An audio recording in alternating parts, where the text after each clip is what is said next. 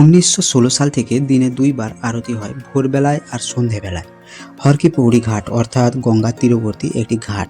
এটি অবস্থিত ভারতের উত্তরাখণ্ড রাজ্যের পবিত্র শহর হরিদ্বারের একটি গঙ্গা ঘাট। কথিত আছে রাজা বিক্রমাদিত্য খ্রিস্টপূর্বের প্রথম শতাব্দীতে তার ভাই ভর্ধরির স্মরণে নির্মাণ করেছিলেন এই ঘাটটি, যিনি এখানে ধ্যান করতে এসেছিলেন। এটাও বলা হয় ব্রহ্মা, বিষ্ণু, মহেশ্বর এই তিন দেবতার উপস্থিতির কারণে ঘাটটি পবিত্র এবং প্রসিদ্ধ। এবার আরতি শেষ হয়ে গেছে ভোরের, তো দেখুন সবাই বেরিয়ে যাচ্ছে আর এখন 7টা বাজে। তো এখানেই আমাদের সকালে স্নান করে নেব, স্নান করে তিলক সেবাও করে নেব।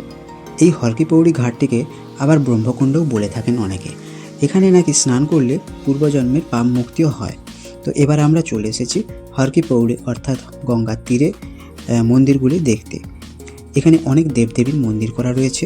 তো এই হরকি পৌড়ি দ্বার দিয়ে প্রবেশ করলেই প্রথমে দেখতে পাবেন মহর্ষি বাল্মীকির মন্দির, তারপরেই দেখতে পাবেন বজরংবলী হনুমানজির মন্দির, তারপরে রয়েছে বাবা ভৈরবনাথের মন্দির। তো চলুন, আরও অনেক মন্দির রয়েছে, তো সবগুলো দেখে নিন পরপর।